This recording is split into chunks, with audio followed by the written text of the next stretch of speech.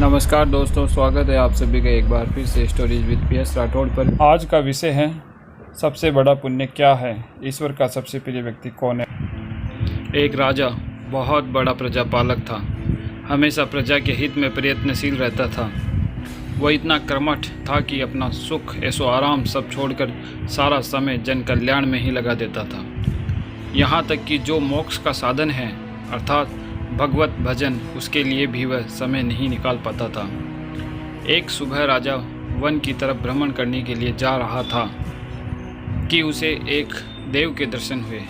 राजा ने देव को प्रणाम करते हुए उनका अभिनंदन किया और देव के हाथों में एक लंबी चौड़ी पुस्तक देखकर उनसे पूछा, महाराज आपके हाथ में ये क्या है। सबसे बड़ा पुण्य, देव बोले। राजन, ये हमारा बही खाता है जिसमें सभी भजन करने वालों के नाम हैं। राजा ने निराशा युक्त भाव से कहा, कृपया देखिए तो इस किताब में कहीं मेरा नाम भी है या नहीं। देव महाराज किताब का एक एक पृष्ठ उलटने लगे, परंतु राजा का नाम कहीं भी नजर नहीं आया। राजा ने देव को चिंतित देखकर कहा, महाराज आप चिंता न करें, आपके ढूंढने में कोई कमी नहीं है। वास्तव में ये मेरा दुर्भाग्य है कि मैं भजन कीर्तन के लिए समय नहीं निकाल पाता और इसलिए मेरा नाम यहाँ नहीं है। उस दिन राजा के मन में आत्मग्लानि सी उत्पन्न हुई, लेकिन इसके बावजूद उन्होंने इसे नज़रअंदाज कर दिया और पुनः परोपकार की भावना लिए दूसरों की सेवा करने में लग गए। कुछ दिन बाद राजा फिर सुबह वन की तरफ टहलने के लिए निकले तो उन्हें वही देव महाराज के दर्शन हुए। इस बार भी उनके हाथ में एक पुस्तक थी। इस पुस्तक के रंग और आकार में बहुत भेद था और वह पहले वाली से काफ़ी छोटी भी थी।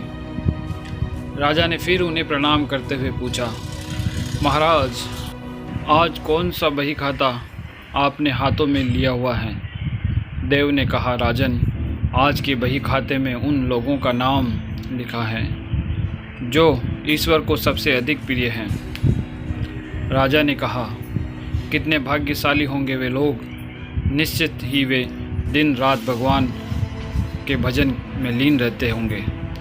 क्या इस पुस्तक में कोई मेरे राज्य का भी नागरिक है। देव महाराज ने बही खाता खोला और ये क्या, पहले ही पन्ने पर पहला नाम राजा का ही था।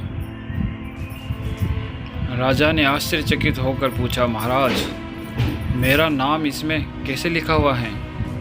मैं तो मंदिर भी कभी कभार ही जाता हूँ। देव ने कहा, राजन इसमें आश्चर्य की क्या बात है। जो लोग निष्काम होकर संसार की सेवा करते हैं, जो लोग संसार के उपकार में अपना जीवन अर्पण करते हैं, जो लोग मुक्ति का लोभ भी त्याग कर प्रभु के निर्बल संतानों की सेवा सहायता में अपना योगदान देते हैं, उन त्यागी महापुरुषों का भजन स्वयं ईश्वर करता है।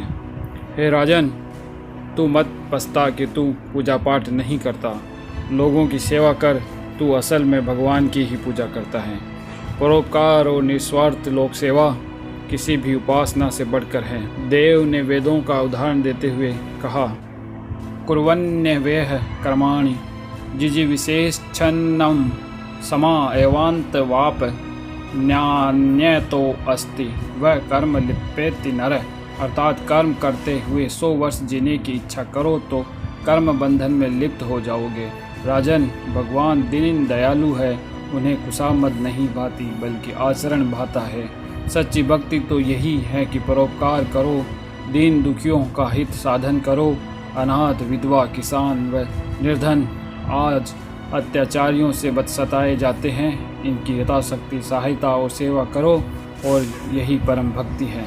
राजा को आज देव के माध्यम से बहुत बड़ा ज्ञान मिल चुका था और अब राजा भी समझ गया कि परोपकार से बड़ा कुछ भी नहीं है और जो परोपकार करते हैं वही भगवान के सबसे प्रिय होते हैं। मित्रों, जो व्यक्ति निस्वार्थ भाव से लोगों की सेवा करने के लिए आगे आते हैं, परमात्मा हर समय उनके कल्याण के लिए यत्न करता है।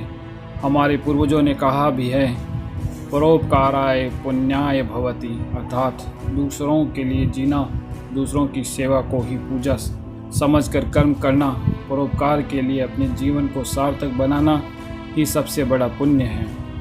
और जब आप भी ऐसा करेंगे तो स्वतः ही आप वह ईश्वर के प्रिय भक्तों में शामिल हो जाएंगे।